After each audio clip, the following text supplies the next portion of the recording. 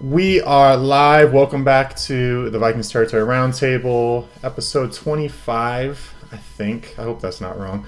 We're a few guys down tonight. I still got my guy Austin Belisle here. Got Ham Neumann, fresh in on a trip from my hometown, Vegas.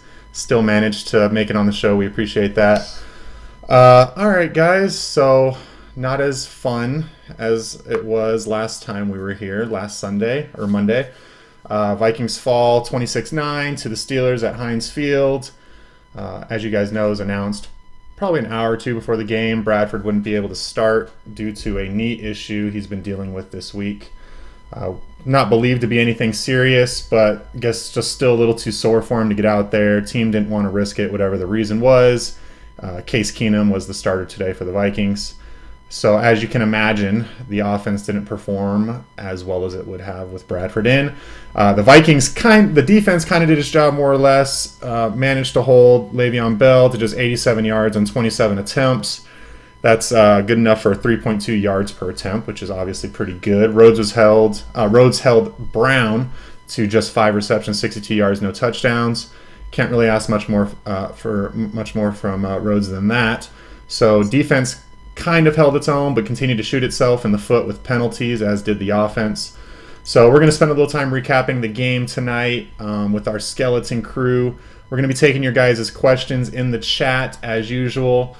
We'd love for you to come on the show, share your thoughts with us, vent a little bit, let us know what you think went wrong, how concerned you are about Bradford, etc. We'll be sharing a link to do that in the chat, so that's appear.in/VT-roundtable. We'd like you to have a cam, or you have to have a cam, or otherwise you're not going to be let on the show. So anyway, come share your pain with us. What do you guys think about the game? Austin, you want to kick us off? Sure. I was pretty bummed from the start just because Bradford wasn't going to play. I think you felt his loss throughout the game. There were times, and I tweeted it out, I think there were times where Keenum was missing reads or not making throws quick enough. He was a half second late on reads that I think Bradford would have made, even with some pressure. I thought just staying on the offensive side of the ball, I thought pass protection was pretty good, all things considered. I thought Dalvin Cook ran well, all things considered. But this seemed like an offense that was missing its, not best player, but probably its most critical player right now. And then defensively, you can't fault the run defense. You can't fault the linebackers. I thought they all had a good game. I think it's just a couple penalties here and there. Trae Waynes getting beat, and things just not going your way. Jumping off sides on 4th and 1. What else was there? The field goal that got. Actually, no, I don't think that counted. Anyway, it was a sloppy game. How about that? So I think I don't have. I guess I should pull the stats up probably. We got someone waiting in the room, by the way. Okay, yeah. I mean, NFL.com I don't think has the penalty numbers, but I think it was like 11 penalties for upwards of like 140 yards or something like that off the top of my head. So obviously that's going to make it pretty difficult to beat a team on the road with your second string quarterback. When you have 11 penalties. Sam, before we let this guy or gentleman in, assuming it's a gentleman, what did you think about the game? Sucked. Whole thing sucked. Sucked from before the game. Here's the deal. Weirdly, if Bradford would have played and they would have gotten beaten sort of in this sloppy kind of gross fashion, I wouldn't have felt as bad. Just the fact that he wasn't injured last week and then all of a sudden he's injured. It just, I know everyone's saying the most Vikings thing ever. Yeah, it's up there, and it's just, it just sucks because to me, even if they're saying this is a 1 week thing, this is something we're going to have to concern ourselves with the rest of the season and probably the rest of Bradford's career, however long that lasts in Minnesota. So I think Austin summed it up well, but you saw his absence clearly in a lot of ways. I think the times the pass protection broke down, part of that was due to having a signal caller that doesn't have the command or the experience with the offense in there. I think Bradford actually controlled a lot of that really well with the way he handled the offense last week. And we were robbed of the encore performance, which we were all hoping for. And I think I was expecting, reasonably you'd expect Bradford to take a step back when you're playing the Steelers instead of the Saints. Waynes. But I'd be okay with that. I'm not okay with him not playing. I'm not okay with having a quarterback we can't trust to be on the field when he doesn't sustain an injury. So, long term, I don't know that that's a guy I want to pay $25 million a year. That's a different discussion. I'm emotional right now. There were some positives with the game, but overall it was garbage. And it just wasn't a good situation from an hour before the kickoff. You hope for a rebound next week. So, all right, I agree with everything you said, Austin. Do we have someone we can let in? It's Don from Ohio, everybody. Oh, what do you know? He's got to go to work, so we'll get him on the show really quick. Hey, Don from Ohio, how are you? Hey, Brett from Las Vegas. How are you, sir? We're doing good, man. I'm like 30 minutes before the first ever Vegas Golden Knights game, so I'm already in hockey season mode, to be quite honest with you, after that game. So people still care about hockey. That's pretty amazing. Well, I've never cared about hockey until now because this is the first time we've ever had a professional sports team. So the excitement in Vegas is palpable. I'm sure. Yeah, Sam just got back from Vegas. He knows. What's up, man? So what do you think? It sucked. So the 3 points that I would say that I'll make really quickly. One, Kai Forbath should not be on the team next week. I'm sorry. I have that. If this ended up being like, if the Vikings don't make dumb penalties along the way, it's really a 1 point. It's a 1 possession game. That field goal, if they don't do the dumb penalty, it's literally a 1 possession game basically. And him missing that extra point makes it an 8-point game instead of a 7. And I feel a hell of a lot more confident with Sam Bradford in there trying to get the 2-point conversion than Case Keenum. So that's the second week in a row he has missed an extra point. And I'm sorry, it's going to come back to haunt us because we're going to be playing some better teams along the way. Then we're going to get close games. We need to reevaluate the kicking game again, unfortunately. 2, I can't see Trae Waynes being the answer. I think he is going to have severe confidence issues the rest of the season because he's going to be playing against Aaron Rodgers twice, Matthew Stafford twice. He's going to be going against. Yeah, he's got Matty Ice, so he's going to be going against guys. His confidence is shot. He does not have any confidence. None. Zero. It's so frustrating. It is so frustrating that. We can talk about. I know Zimmer probably saw him as a project, but you don't take a project at 12. You take a sure thing at 12. Peters was a sure thing. If you're going to take a project, you should have taken Jones, traded down and gotten Byron Jones over at Dallas, who I thought would have been great as an outside corner. He's so athletic and gifted. It's just I don't see. Tremaine Brock is going to most likely end up it's going to cost us probably a game or two until we get Tremaine Brock on the outside. And I know that Tremaine Brock, they're to push him for the slot. I'm sorry, you got to put Brock on the outside or Mack on the outside at this point because. Can I ask something really quick about Wayne? You could ask anything you like. You know that. So today he gave up one long ball, right, to Bryant? It was Bryant. And he gave up and he also gave up a couple first downs. He gave up 2, right? Because he had a pass. He gave up a pass interference, and he gave up that long ball. And did he not give up a long ball last week too? No, he did. He did. Yeah. So it seems like that's what's beating him on the long one, on the one that was actually completed, and we didn't get called pass interference on. I kind of wondered with that one if he kind of stopped at the beginning of the play because of the offsides, and then got burned for that. I'd have to go back and look at it. It looked like he did. But all in all, Hoodie, I agree with you, man. He's got it has nothing to do, it's all mental with him. It's all freaking mental because he doesn't believe in his ability as a corner. He's got the gifts. He's so athletic. He's got speed. Even on that bomb, he had 10 yards off on the line of scrimmage, and he still got beat. Yeah. Okay, so you're done with Trae Waynes then, completely done. Get rid of him. I don't want to get done with him, but his confidence is shot. No, I got you. I'm asking what you think they should do because you keep talking. I know you hated Waynes from the get, and you're talking about how bad he is, and he's not Marcus Peters. I agree with you. I don't think he's terrible. I don't think he's that good. So what do they do? you got to start Brock, and you either put Waynes in the slot for the time being. Maybe he'll do better there. I mean, you have to see. He might. I think if Brock is ready, whenever he's ready, since he's been active the first 2 weeks, that might be the best solution. And then Neumann and Alexander sort of rotate as your fourth. Right, exactly. We'll see though. Yeah. I mean, and it's so frustrating to see stuff like that. It really is. And I guess the final point is I'm frustrated as well about all the penalties. Yep. And the fact that every time we see a Zimmer-led team lose, it's because they are undisciplined. They've always had huge, multiple, 10-plus penalty games. And this was a typical Zimmer loss of always having lots of penalties.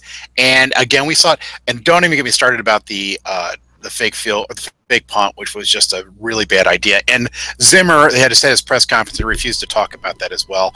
Also, just to let you know, he did say that Sam Bradford's injury is non-surgical. So I think that's a good thing. Yeah, I mean, I don't think any of us were expecting him to need surgery or anything, but I honestly, at this point, I'm not 100% sure he plays next week either. I do. I think he does, because if it's not surgical, very ginger on that leg in pregame warmups, limping off the field. I'm not 100% that he starts next week. We can't trust anything at this point. He didn't get injured last week, so how are we supposed to say, oh, great, he'll be ready to go next week? But I think but to look at it is a couple of the sports doctors said earlier today that, well, if he's got, it's the scar tissue that might be in some of his joints that might be the issue, which might cause the surgery. But the fact that they're saying there is no surgery tells me that there's no scar tissue in the joints or they have to actually go and scope.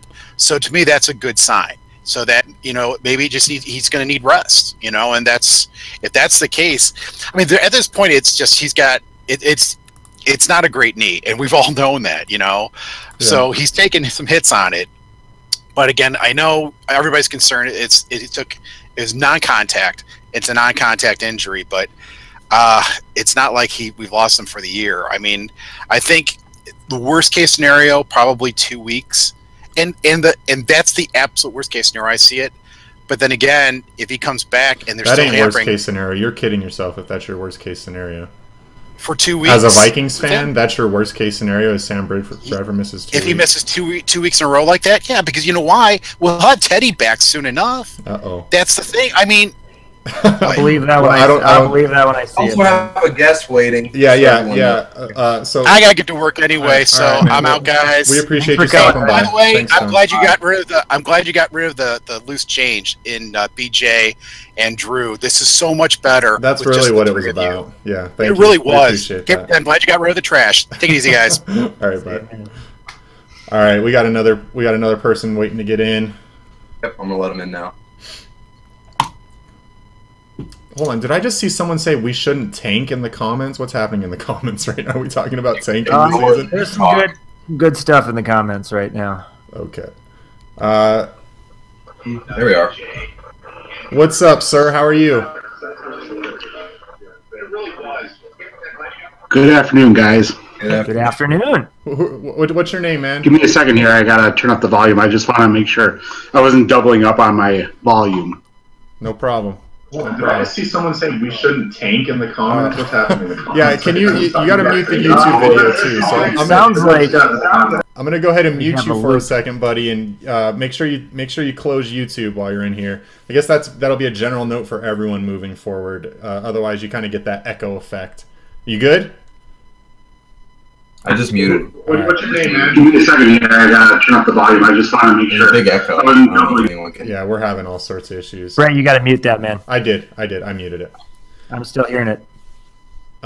Maybe because you didn't mute it on your side. So, sorry, technical difficulties. Did you close YouTube, sir? Can you give me a thumbs up that you closed YouTube? All right. All right. I'm gonna go ahead and. Wait. Sorry. Oh. Sorry. I thought we had him there. No, sorry. We had him at the end. Sorry. Right.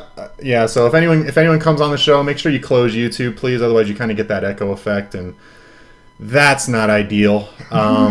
So anyway, until I guess we get someone coming back on the show. So I don't know. Hoodie left off talking about Bradford. I think you're 100% right, Sam. I think eventually this will kind of start us on a larger conversation when we start to talk about, can we really extend Bradford? Can we really trust that he's going to be the guy if, like you said, on a week where he looked amazing and sustained no injury as far as anyone could tell, you still can't trust him to stay healthy and be there every week. As far as the Teddy coming back week 6, week 7 thing, who knows? I mean, we could probably spend a lot of time talking about that as well. I think only time is going to tell. There was a lot of stuff coming out today before the game. Jay Glazer, all the big guys basically saying that he should be back by week 7, but I don't think that was anything from the Vikings. I think that there was information they were probably getting from Teddy's camp, I would guess. Yeah. So we'll see if that actually materializes into anything. But obviously, this offense is much different without Sam Bradford at the helm. So let's talk about the offensive line really quick, because it's kind of, we like to update on that every week. Austin, what do you think about the offensive line performance tonight versus last week? I have thoughts, but we also have a guest waiting. So. Okay, fine. We'll let the guy in, and then we'll talk about. Could be a girl. Yeah, you're right. He's got some cool rock posters behind him, so Brett, you might appreciate this. Now the pressure's on. What if I don't know anybody? I think I saw Avenged Sevenfold. Hey, there we go. I can get with that. There we are. What's that? Hello, sir. Greetings. You're on. Austin, what do you think about the offensive line performance tonight? He didn't close. You gotta close your YouTube, sir. I have thoughts, but we also have a guest waiting. So. Okay, fine. We'll let the guy in. This is not going well. Uh-oh. All right. Yeah. All right. We tried. We did. Last week we had success tried. bringing people on. Maybe we're not going to bring anyone else on this week. We need to put that on the disclaimer, it seems. That you can't have the volume playing. It will create an infinite loop. Yeah, the offensive line, Austin has thoughts I'd like to hear. Easton had a bad day, I think. I'm going across the board and thinking about the guys. I thought Easton got called for too many holding penalties. Still struggles finding guys at the second level and getting into the right position. I think Reef had a good day for what it's worth. I thought Remmers struggled a bit, but overall, it felt to me like Keenum had enough time in the pocket to at least set up and throw. I didn't feel like he was under constant duress. I feel like there was opportunities for him to unleash the ball when he needed to, and he just didn't. Like I remember one clearly, it was a third down conversion, and Kyle Rudolph, stopped right past the sticks, and he held on, and he couldn't get the ball out. And that's a play that I know that Sam Bradford sees and throws it right away. So yeah, I thought it was fine. And I thought the run blocking got better as the game wore on. You could tell clearly that the Steelers were flying to the football and I don't think respected any of what Case Keenum brought to the table. Okay, so Right. I probably have a little bit of a different perspective on the O-line.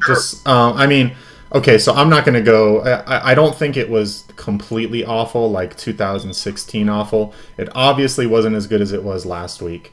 I agree with you, Austin. I think they were better in pass protection than they were in run blocking again this week, especially in the first half, because I think Cooks was only able to get 3 yards in the first half, so I think they really struggled in the first half of the game.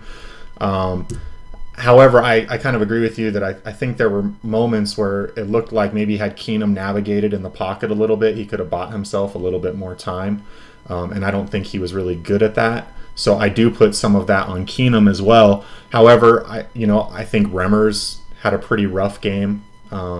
He didn't have a great game last week either, so I think we definitely still have a concern at right tackle, and that's kind of, we knew that, or we said that in preseason, at least I said that in preseason, that Remmers was not looking very good.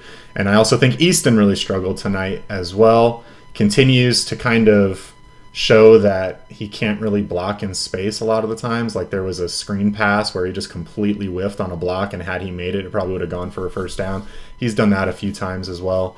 So I guess one of my questions to you guys, and something I was kind of wondering during the game, is do we at this point regret cutting Alex Boone? from the team when you're seeing Easton struggle this way. So neither of you guys still regret. You can't. I mean, the move has been made. There's nothing we can do about it. If you've got a problem, you go to the well elsewhere on the roster and say, is Isadora a better option? Is Jeremiah Searles a better option? I don't know that Boone would have been any better than Easton's been, because Boone had his fair share of whiffs and holds and mess ups last year. So I don't know if I regretted it, and I drive myself crazy. If Boone was significantly better than Easton, they wouldn't have cut him. I mean, they're not egotistical or stupid enough to think they can just play games with this offensive line. They know that it's a work in progress. They know that they got to be better there. So Brett, you and I have talked about it. We don't think Alex Boone was that good with the Vikings. And I don't think, especially whatever they saw like this offseason, this training camp, I mean, I think he probably even regressed more. And there were reports that he was out of shape, et cetera, et cetera. Who knows? But he'd be on the team if he was of starting caliber anymore, and I don't think he is for this team. So, moral of the story with this game: offensive line isn't fixed. Oh, surprise, surprise! We knew it wasn't completely fixed. We knew it's a work in progress. We knew this is going to take some time. So yeah, we saw the bad side of it today. I don't know that was the biggest problem with the team, but certainly wasn't great. We knew there was going to be these growing pains. We're just trying to be better than last year. Yeah, like I said before, I think the line's definitely improved. Still got a ways to go. And I think that, coupled with the Steelers' defense, which is an underrated defense, coupled with the fact that you have your second-string quarterback, just kind of like a perfect storm. So I'm trying not to overreact too much. To be quite honest with you guys, like, I went into this game expecting a loss. Austin and I talked about it beforehand, especially once Sam Bradford was announced as not playing. As far as I was concerned, it was a loss. I told myself that, so anything otherwise was going to be great.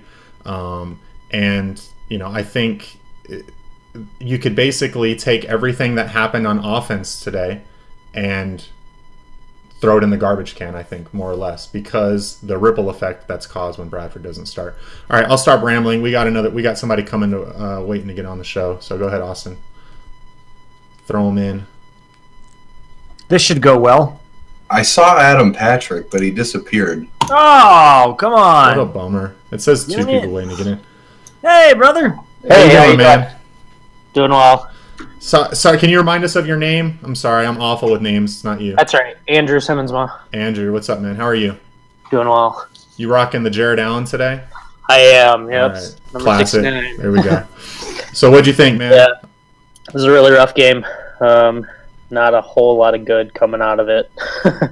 Right. I was a little disappointed in Case Keenum, his ability to throw downfield. I mean, he seemed in preseason, I know he's going up against second defenses and stuff, but he seemed to throw the ball a little bit more downfield. There was one specific play that I thought of where Stephon Diggs was open and looked like it would have been a touchdown if he had hit him, but instead of kind of throwing it to him, he just kind of threw out of bounds. It wasn't even really that close. That was kind of like the one where he rolled out to the right? Yeah. And kind of threw it off his back foot. And I think he was getting chased down by the defenders, but I mean, I think that's a throw that Bradford makes. I mean, I really do. He seems to look downfield more, whereas Case Keenum he was thrown out of bounds a lot, which when he's getting sacked, I mean, he avoided that one sack and threw it out of bounds. That was, a good thing that sometimes we see quarterbacks hold on the ball too long. So.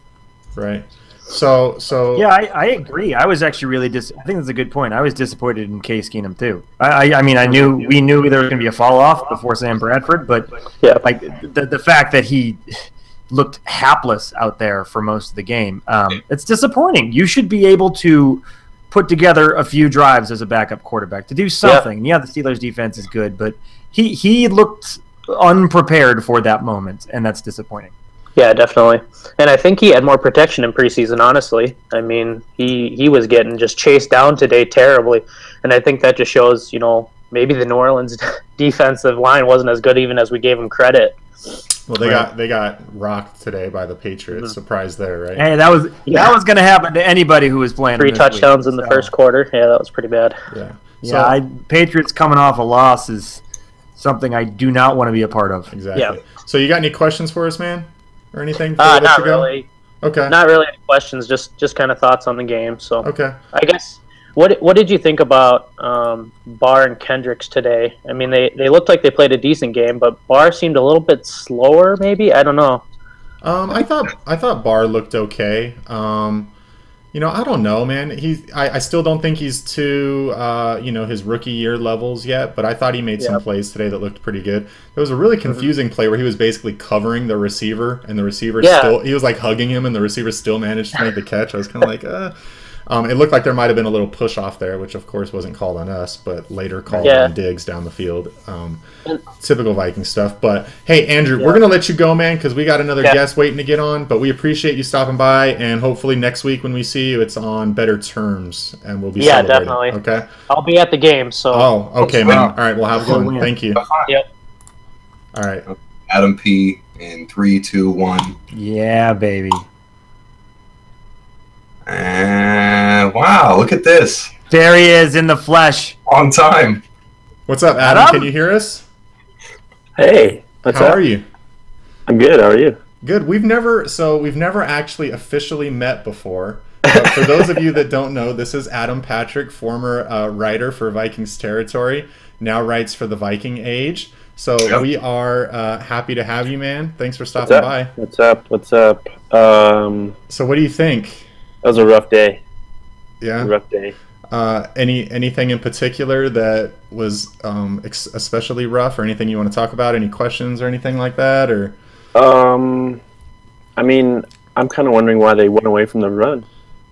You know, it was kind of working. It was working. I just checked it out, and they averaged like Dalvin Cook averaged like 5 yards per carry. I think that stat is a little misleading, to be honest with you. He had 3 yards in the first half. I'm not sure how many rushes he had in the first half. 6 rushes. He had that long run, right, where he bounced it outside, which seems to be kind of where he's going to make his money, is bouncing runs outside and beating people with his acceleration around the edge.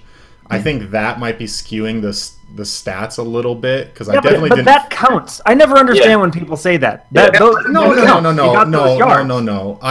What I'm saying is valid. Okay, if you run the ball 15 times for 1 yard, and then you run it once for 60 yards, you're not having a successful day. Yeah, but he had a couple good carries up the side, though. I thought he was having a successful day running the ball. He was. Yeah. There were some negative plays, but he was dicing in between the tackles for 5-6 yards. Had a couple nice bursts up the middle. So I don't think first half was bad. He definitely wasn't. Yeah, the first half was definitely he was not having any success running the ball.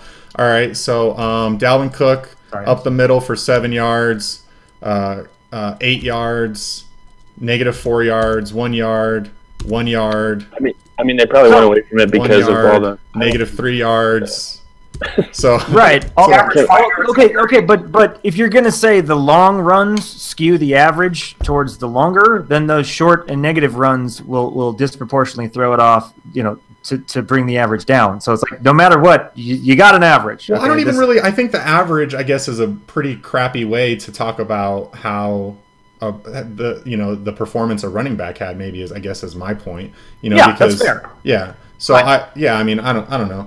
I think what Adam says is true, though. That was the biggest bright spot of this game to me. They finally, I think, are becoming to be able to run the football when all else fails. And last year we didn't even have that. So that was really their only successful drive they had when they exactly. The Cook drive. Yeah, it was bad in the first half, but they figured it out. So yeah, they should have gave him that touchdown. I mean, I'm not convinced that was a touchdown, man. And then so CJ Ham got it instead. Whatever. But Ham. Did any of you guys see Zimmer's presser? No. You gonna update us with what went down? He was very, very grumpy. Oh, really? Good. I think Thomason asked him, do you want to talk about why you elected to call a fake punt on that in the, first or second half? And Zimmer just goes right to him and goes, no. So it's a fair answer. So let's talk about that fake punt really quick. Oh, God. So I think it's fair to ask Zimmer about that, because that really was a head-scratcher. Not only are you putting the ball in the hands of Ryan Quigley, who we can talk about his punting performance, I guess, in a bit. But he was I don't even think the route was past the sticks. No. No. I mean, so what are you doing? I honestly don't understand. That's Zimmer's call too, right? Yeah. So, all right, man. Looks like we got someone else waiting to get in. Is that true, Austin? Yeah. So we appreciate you stopping by, Adam. Hopefully we'll see you next week, man. Check out Adam's work on the Viking Age. Follow him on Twitter. Drop your handle really quick so everyone knows where to follow you. Straight Cash Homie, STRA _cash _ homie, HOMEY. Just search for Adam Patrick on Twitter. Yeah. That is easier. You'll find him. All right, thanks, man. Appreciate it. Bye, guys. See you. All right, we'll try this again. I think this is the. He's still here. You got. I kid. Sorry. This is the first guy we had. Looks like he's on a different connection. He's back. Hello. That's great. That's so much better. Yeah, I had to mute my computer and my smart TV and get to you guys on my phone. We appreciate that. It's actually working really good. The connection's pretty clear. So what's your name, man? Keith. Keith? Where are you from? Well, now currently Menominee, Wisconsin, but always and will be a Viking fan no matter how much crap I get here. So that's good. Well, God bless you. Yes. So what do you think about the game, Keith? It's tough. Case Keenum, obviously, perpetually a backup, no matter what you want to say. And like I put in the comment there, BJ had it right in his preseason assessment of him being, a backup. That's all I can say. I'm not going to say that he was a horrendous quarterback. He is there for what he was there for. Unfortunately, my perspective, he would have been better to have been sat, give him one series in the second half, and if he doesn't do anything with it, which he got them a field goal, move on to Kyle Sloter. And because if you're gonna go for the perspective that he's only gonna get you a field goal, you might as well move forward and see if maybe Kyle could have done something else. Mm-hmm. Yeah, that's a tough spot. I mean, Kyle Sloter, I know a lot of people like him right now, but he's only been with the team, a few weeks now, and probably knows 10 plays total. So, I mean, yeah, but I agree with your assessment of Keenum. I agree that he's a forever backup. I just think that, again, this is a bad situation today. I really don't think there was any way our offense goes into this game and sneaks one out in Pittsburgh against the Steelers defense, and so I think it is what it is. I think Keenum could have performed better, but I'm really not all that surprised by what we saw out there today. Sam, you going to say something? Well, just based on Sloter's comments before the game, I don't think he was prepared to play. It sounded like he was I don't want to be in the game. I'm just here in case I have to. But I'm just here so I don't get fined. I'm just here so I don't get fined. But I think if that hadn't been the case, if he had been more prepared, we would have seen him at least for the last 2 drives or something when the game was out of hand, and because why not at that point throw him in? Was Case doing anything that or did he have any other plays beyond the 10 that Kyle knew though that would have been any better than what they did? Because no matter what, it sucked. They couldn't gotten much worse. I agree. So I just think they do, especially a young guy like that, they're going to try to protect him, so not throw him in a position where the team's already losing. You're playing a pretty good defense. Offensive line isn't doing great.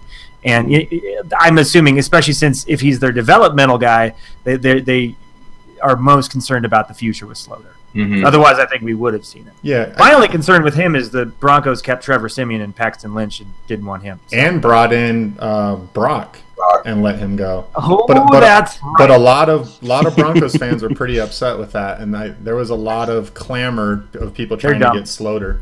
So, I mean, Keenum, I thought he had a couple good throws. There was a pass down the sideline to Diggs that was really nice.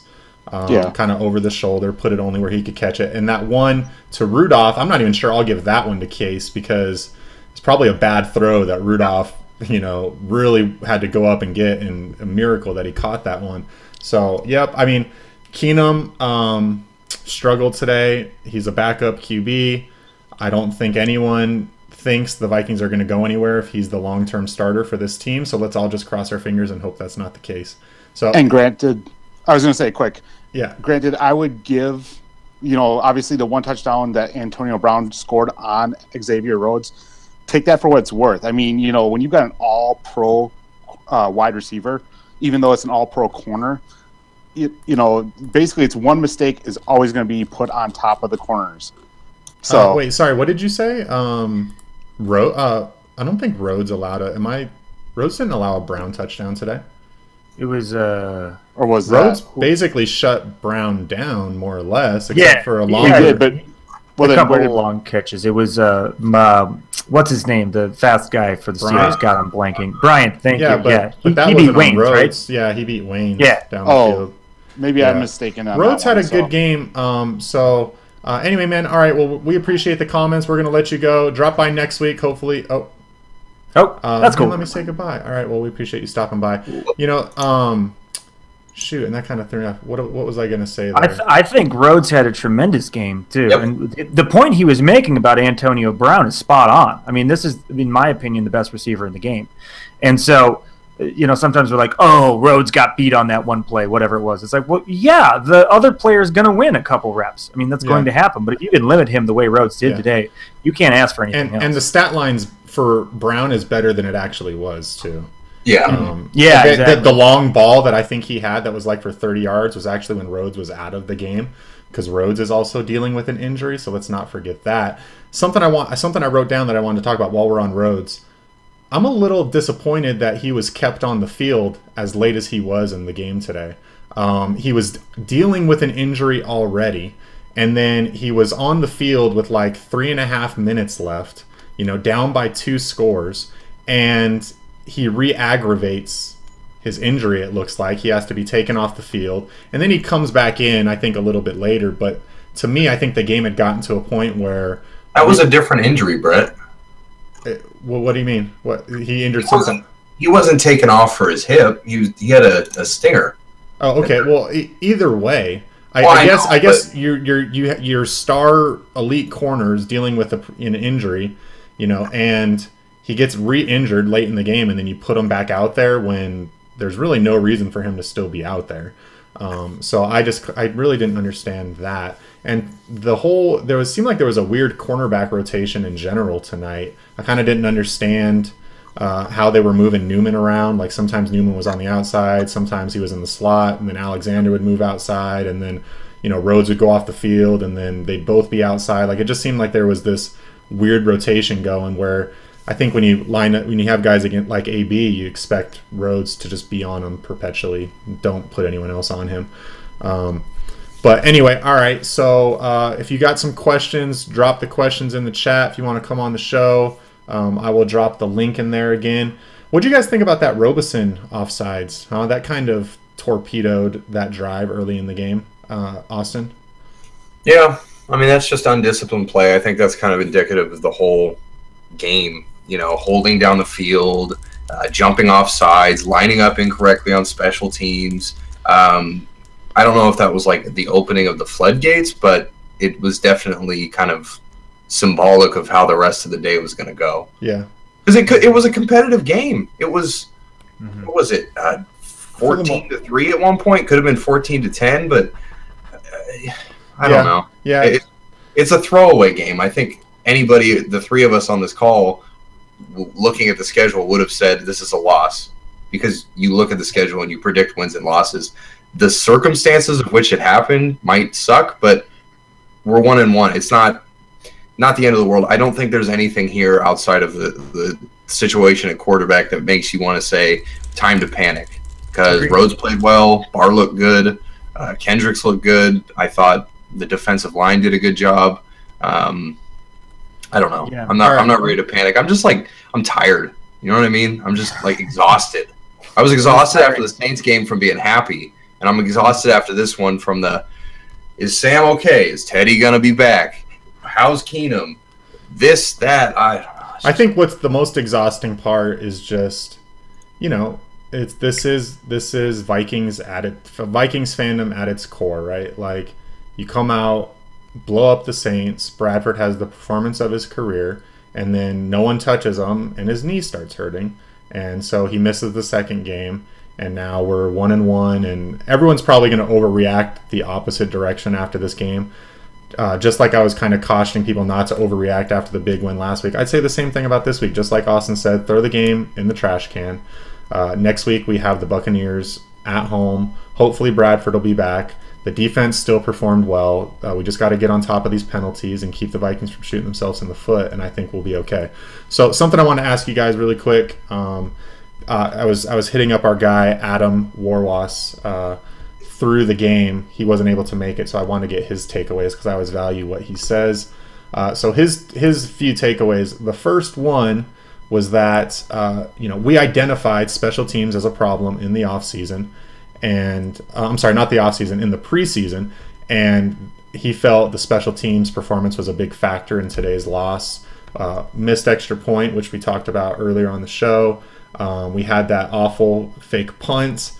The punting in general, I felt left something to be desired. You know what I mean? If you punt from the 50 and the Steelers start their drive on the 20 and it wasn't a touchback, so you have like a net 30 yards or something like that, I think there's a problem there. So I'm not real excited about that. We also had McKinnon still not really performing well at kick returner. We had the play where we ran into the kicker. So there was all sorts of stuff that seemed to happen today on special teams. How concerned are you guys moving forward about special teams, especially if we're going to be in close games like this? Go ahead, Sam. Oh, okay. Go ahead. Sorry.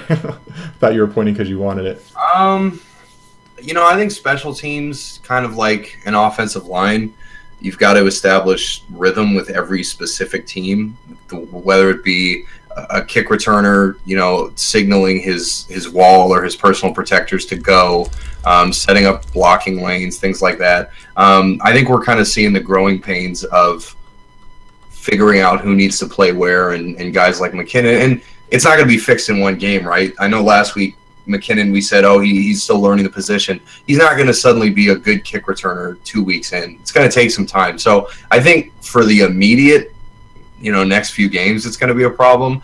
I think we'll see kind of course correction as time goes on, especially in kick returning. I wasn't too upset with the punts. You kind of walk that fine line.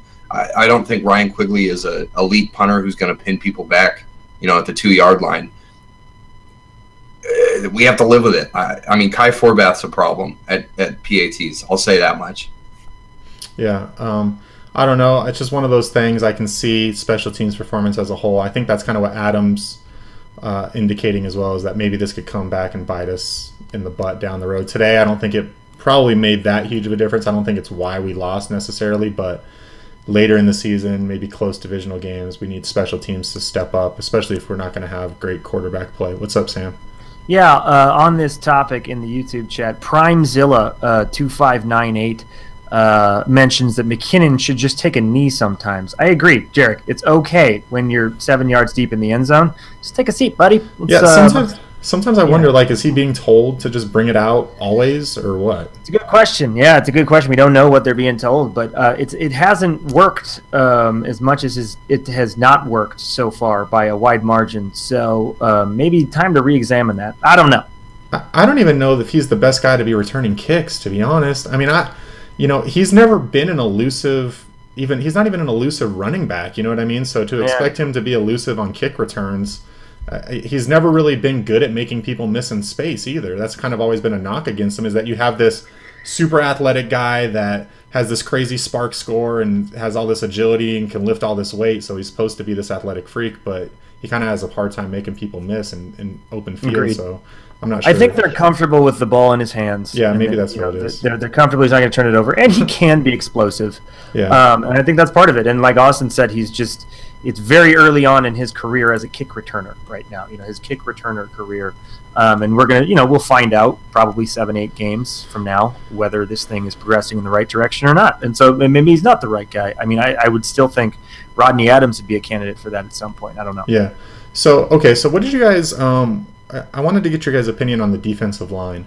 I feel like, and Adam brought this up too, I agree with him, that we really hyped up the Vikings pass rush in the offseason, in the preseason.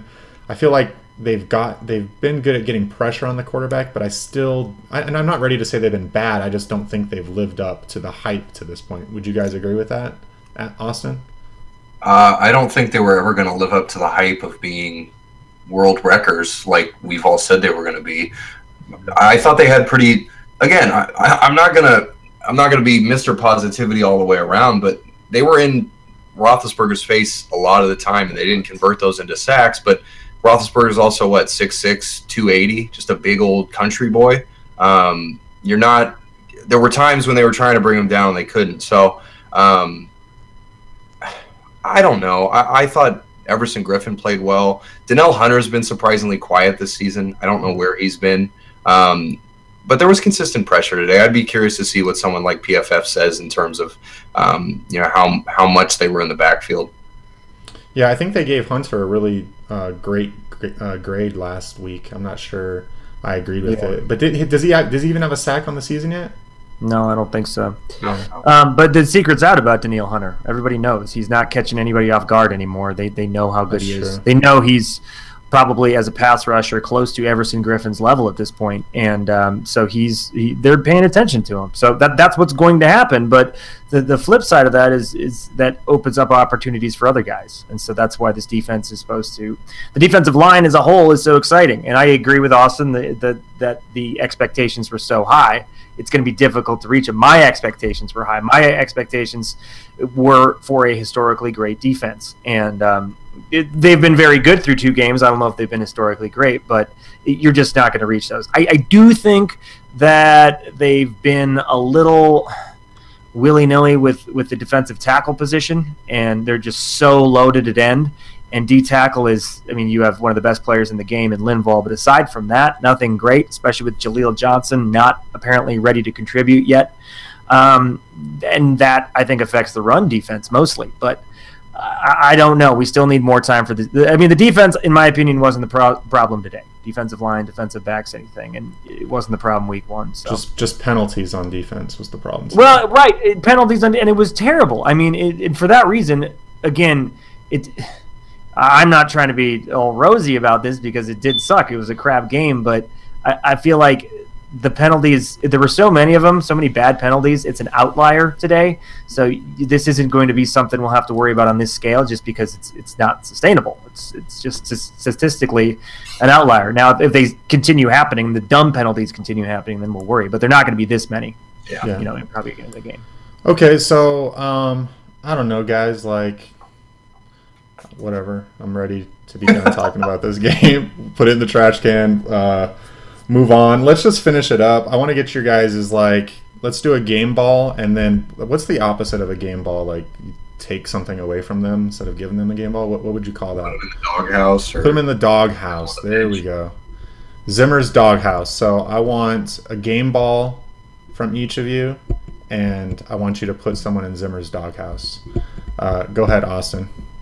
I don't know what the stats say or what the film's going to say or analytics, but I think Anthony Barr had a really good game. He was in position a lot to take Le'Veon Bell down to the backfield. He tracked plays well. He didn't look hampered by his hamstring. It's a good sign moving forward. He looks a little more explosive than he has. So I give him the game ball just for being active on that defense. And then, in the doghouse, I'm not going to give it to Keenum. It's got to be Trae Waynes. He put them in bad positions with that DPI. He got burned, and you can only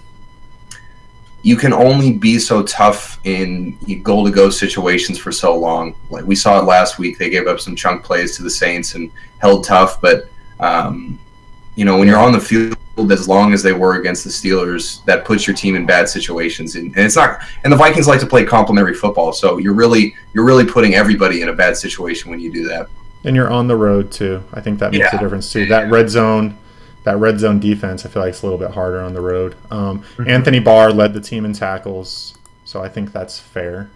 He was tied with Sendejo, and obviously can't argue with the Waynes pick being in the doghouse. It's unfortunate, man. He basically, I think Waynes kind of single-handedly in one way or another led to both touchdowns, right? With the DPI and the long ball down the opposite side of the field. So, yeah, can't disagree with that. What about you, Sam? Just real quick on that point, though, commenter on YouTube just noted this. We're going to get Tremaine Brock at some point. So whether that's sliding Waynes inside, whether that's Brock at nickel, that's going to help. And this defense is already pretty good, so we should be excited about that. My game ball, I'm going to go with Xavier Rhodes. It's a lockup, which what I believe is the best receiver in football. Pretty much the entire game is impressive. Xavier Rhodes was on his game tonight. A performance on par with when he shut down Odell Beckham in prime time. And doghouse, I got to go Nick Easton. Just the worst game we've seen him have, penalties and just whiffs as a Viking. And he's got to get better. If this, I think he will, but he's got to improve if this line is going to continue to improve. Yep, I agree with that. My personal pick, I got to give it to Rhodes as well. Like we've been saying, I'll show anytime you shut Antonio Brown down, that's magnificent. So hats off to him, especially dealing with an injury. And then Waynes, got to put Waynes. 2 weeks in a row, been beat deep.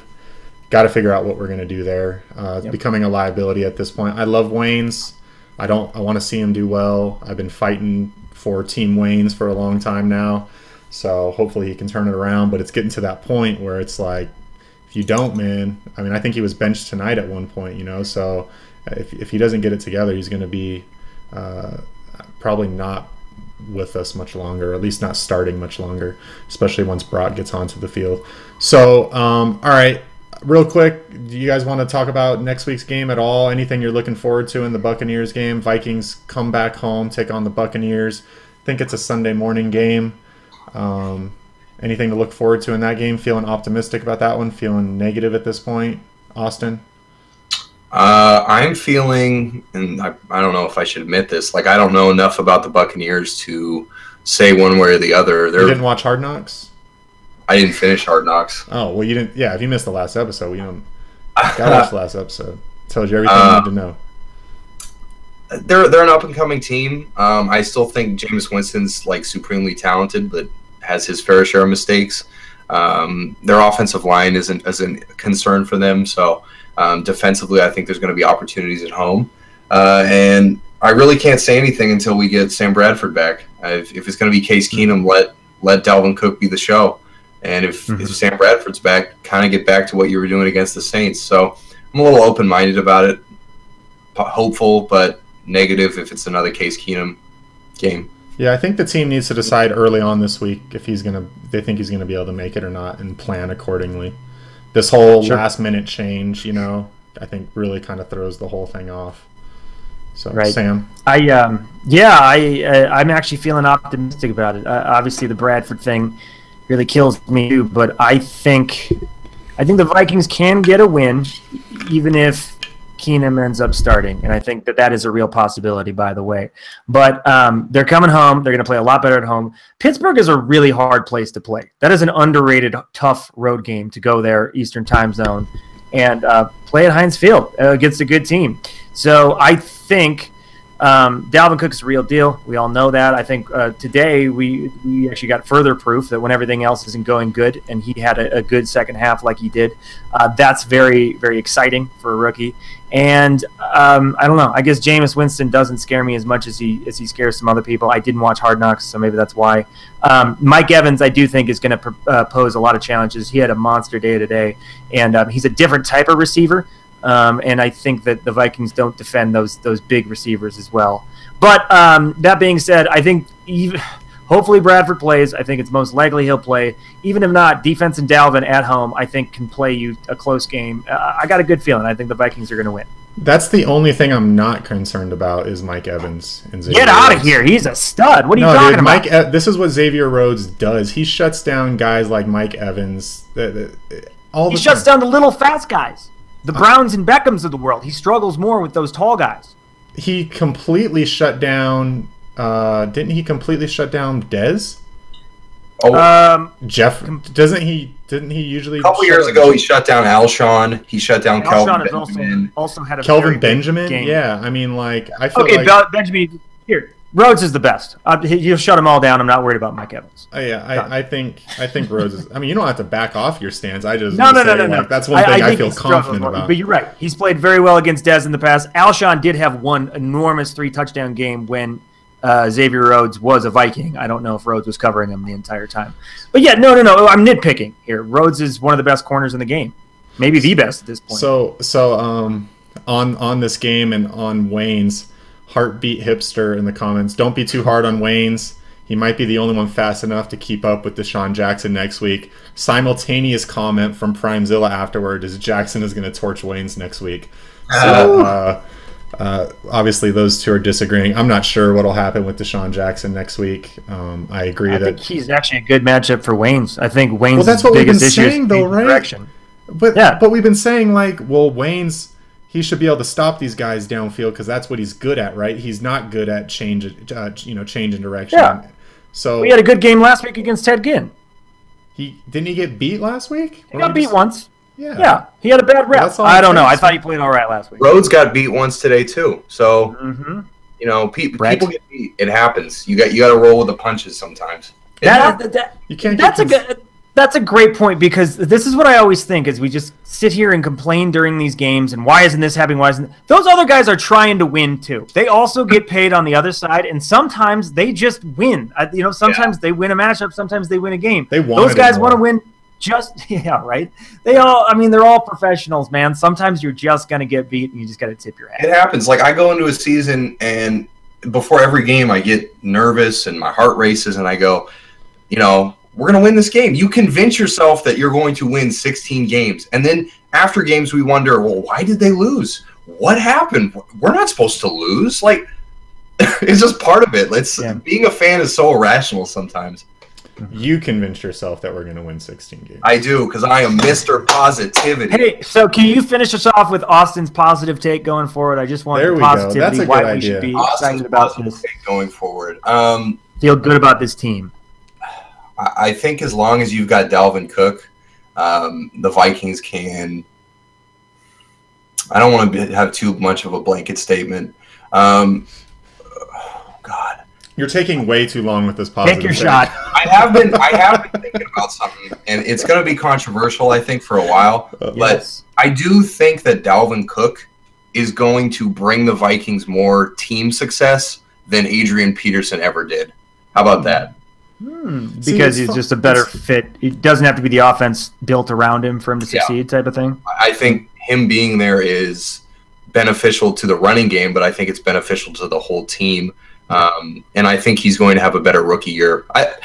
Dalvin Cook's good. How about that? That's my positive take. I feel like you guys are a lot higher on Cook than I am, but I don't want Really? Yeah. I feel like I was late to the party and everybody else was hyping him before the season, and finally I just needed to see it for myself. But, I mean, his debut, the fact that he was pretty much the only bright spot on offense today.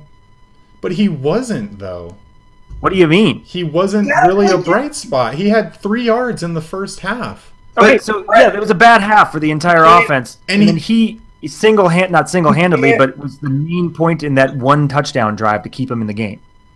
It's not like he wasn't getting hit in the backfield in certain instances, and the Pittsburgh clearly was run blitzing through the first half. He's looked okay, but I feel like you guys are talking about him like, put the team on Dalvin's back and let's go. Like, he hasn't showed anything to me at this point that says he's ready for that sort of load.